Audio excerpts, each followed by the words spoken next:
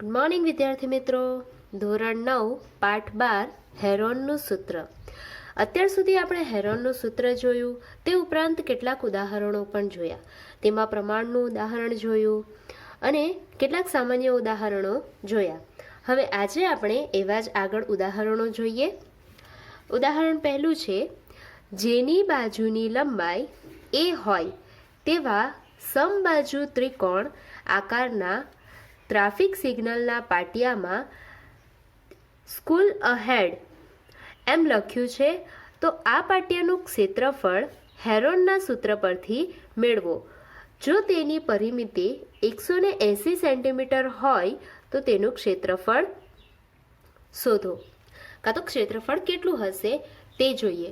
તો સૌથી પહેલાં તો અહીંયા આપણને બાજુનું માપ આપેલું છે એ, એટલે આપણે એના પરથી પહેલાં તો ત્રિકોણનું ક્ષેત્રફળ શોધીએ.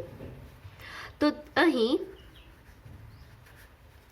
બાજુ બરાબર એ માટે આપણે હેરોનનું સૂત્ર જો ઉપયોગ કરવું હોય તો એમાં આપણને એસની જરૂર પડે. માટે અર્ધ પરિમિતિ એસ બરાબર એ વત્તા એ ના છેદમાં 2. હવે અહીં 3 જગ્યા પર એ શા માટે આવ્યું? કારણ કે આ સમબાજુ ત્રિકોણ છે અને સમબાજુ ત્રિકોણની 3 બાજુ એક સરખી હોય. બરાબર 3a ના છેદમાં 2. હવે આપણે ત્રિકોણનું ક્ષેત્રફળ શોધવાનું છે. તો ત્રિકોણનું ક્ષેત્રફળ એમાં હેરોનનું સૂત્ર છે વર્ગમૂળમાં s minus a, s minus B અને s માઇનસ સી. હવે અહીંયા a, b અને c 3ની જગ્યા પર આપણે એ લખીશું. તો અહીં એસની જગ્યા પર 3a ના છેદમાં 2, 3a ના છેદમાં 2 ઓછા a, 3a ના છેદમાં 2 ઓછા a, 3a ના છેદમાં 2 ઓછા a. હવે અહીં 3a ના છેદમાં 2 ગુણ્યા 3a ના છેદમાં 2 ઓછા a, તો આનો જવાબ કેટલો આવશે? તો a ના છેદમાં 2, a ના છેદમાં 2, a ના છેદમાં 2 ગુણ્યા a ના છેદમાં 2. હવે આપણે જો વર્ગમૂળ કાઢવું હોય તો અહીં તમે જોઈ શકો છો કે 4a છે, માટે a નો વર્ગ રહેશે. બીજું અહીં 2 ગુણ્યા 2 એટલે 4, 2 છે, તેથી અહીં 4 થશે. ઉપરાંત આ 3 છે તે એક જ વખત છે, તે માટે વર્ગમૂળમાં 3. તો આ આવી ગયો આપણું જ્યારે સમબાજુ ચતુષ્કોણ હોય, સમબાજુ ત્રિકોણ હોય ત્યારે ત્રિકોણનું ક્ષેત્રફળ આપણે આ સૂત્ર પરથી મેળવી શકીએ. હવે આપણને એવું કીધું છે કે જો પરિમિતિ 180 સેન્ટીમીટર હોય તો ક્ષેત્રફળ કેટલું થાય? હવે પરિમિતિ જો 180 હોય માટે અહીં એક બાજુનું માપ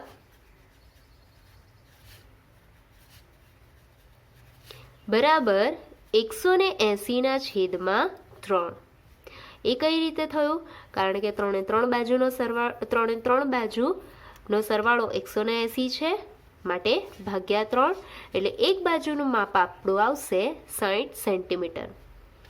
હવે આ સૂત્ર આપણે આ ત્રિકોણનું ક્ષેત્રફળ શોધવું છે, તો તે માટે આપણા પાસે આ સૂત્ર છે, તો આપણે સૂત્રમાં ડાયરેક્ટ જ એની કિંમત મૂકી દઈએ. માટે ત્રિકોણનું ક્ષેત્રફળ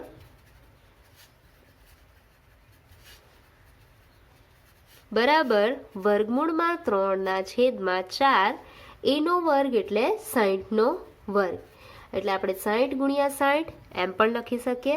હવે ભાગ ઉડાડીએ અને જવાબ લાવીએ તો આપણી પાસે જવાબ આવશે 900 વર્ગમૂળમાં 3 સેન્ટીમીટર સ્ક્વેર. જ્યારે પણ ક્ષેત્રફળ હોય ત્યારે સેન્ટીમીટરનો સ્ક્વેર કાં તો મીટરનો સ્ક્વેર એવો જવાબ આવશે. હવે તે જ રીતે આપણે બીજો દાખલો જોઈએ કે એક ફ્લાયઓવરની ત્રિકોણાકાર દિવાલનો ઉપયોગ જાહેરાત માટે કરવામાં આવે છે. આ દિવાલની બાજુઓ 122 મીટર, 22 મીટર અને 120 મીટર છે. જાહેરાત પ્રતિ વર્ષ ₹5,000 પ્રતિ મીટર સ્ક્વેરના દરે કમાણી કરી આપે છે. એક કંપની તે દિવાલમાંથી 3 મહિના માટે ભાડે રાખે છે, તો તેણે કેટલું ભાડું ચૂકવ્યું હશે? તો સૌથી પહેલાં તો અહીં આપણે ત્રિકોણનું ક્ષેત્રફળ શોધવું પડે, અને અહીં આપણને ત્રિકોણની 3 બાજુઓના માપ આપ્યા છે, 122 મીટર, 22 મીટર અને 120 મીટર.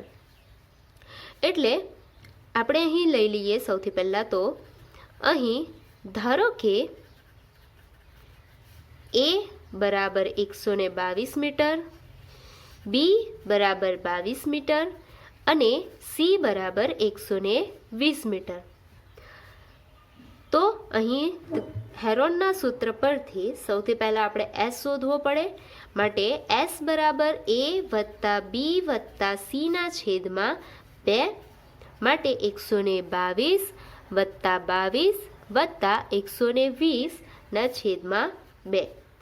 માટે મારો જવાબ આવશે 264 ના છેદમાં 2. ભાગ ઉડાડીએ, જવાબ લાવીએ તો 132 આવશે. હવે આગળ આપણે હેરોનનું સૂત્ર લગાવીએ.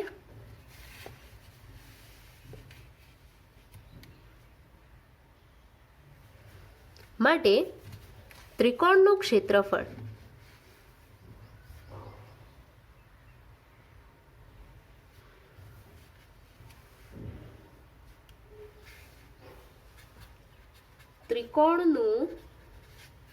ક્ષેત્રફળ બરાબર વર્ગમૂળમાં એસ ઓછા એ, એસ ઓછા બી અને એસ ઓછા સી.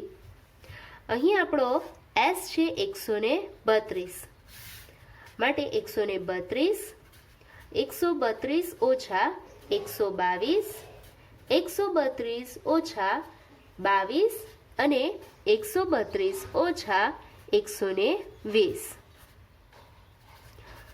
બાદબાકી કરીએ, જવાબ લાવીએ તો 122. 132 ઓછા 122 10 ગુણ્યા 132 ઓછા 22 110 ગુણ્યા 132 ઓછા 120, એટલે આપણો જવાબ આવે 12. હવે આપણે ભાગ પાડીએ તો 132 એટલે 11 ગુણ્યા 12 ગુણ્યા 10. આપણે આના પણ ભાગ પાડીએ તો 110 એટલે 11 ગુણ્યા 10 ગુણ્યા 12. હવે આપણે અહીં જોઈ શકીએ છીએ 11 2 વખત આવ્યું એટલે 11 વર્ગમૂળની બહાર નીકળી જાય, 12 2 વખત આવ્યું એટલે 12 પણ વર્ગમૂળની બહાર નીકળી જાય, અને 10 પણ 2 વખત આવ્યું તેથી 10 પણ વર્ગમૂળની બહાર નીકળી જાય. એટલે તમારો જવાબ આવે 11 ગુણ્યા 12 132 ગુણ્યા 10 1320 સેન્ટીમીટર સ્ક્વેર. હવે આપણને મીટર સ્ક્વેર. હવે આપણને અહીં એવું કીધું છે કે 1 મીટર સ્ક્વેરનો પ્રતિ વર્ષ 5,000 રૂપિયા જેટલું કમાણી થાય છે. તો આપણે સૌથી પહેલાં તો એ શોધીએ કે 1 મીટર સ્ક્વેરની પ્રતિ વર્ષ કમાણી. તો 1 મીટર સ્ક્વેરની પ્રતિ વર્ષ કમાણી 5,000 રૂપિયા છે. તો હવે આપણને જોઈએ છે 1320, એટલે કે 1320 મીટર સ્ક્વેરની પ્રતિ વર્ષ કમાણી કેટલી હશે? તો 5,000 ગુણ્યા 1320, એટલે આપણો જવાબ આવે 66 લાખ. એટલે એક વર્ષ દરમિયાન આ જે બોર્ડ છે એની કમાણી 66 લાખ રૂપિયા થાય છે. હવે આગળ એવું કીધું છે કે એક કંપની એને 3 મહિના માટે લે છે, એટલે કે જો વર્ષના 66 લાખ હોય તો 3 મહિનાના કેટલા? માટે 12 મહિનાની કમાણી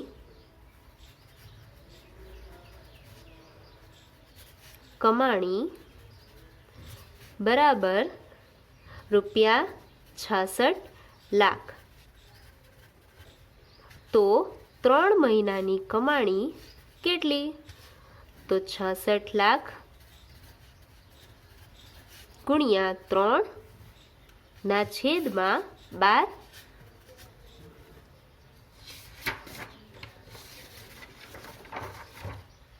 એટલે આપણો ભાગ ઉડાડીએ અને જવાબ લાવીએ તો જવાબ આવશે 16,50,000. માટે એક કંપની જો એ ત્રિકોણાકાર બોર્ડને 3 મહિના માટે લે છે તો એને 16,50,000 જેટલું ભાડું ચૂકવવું પડે.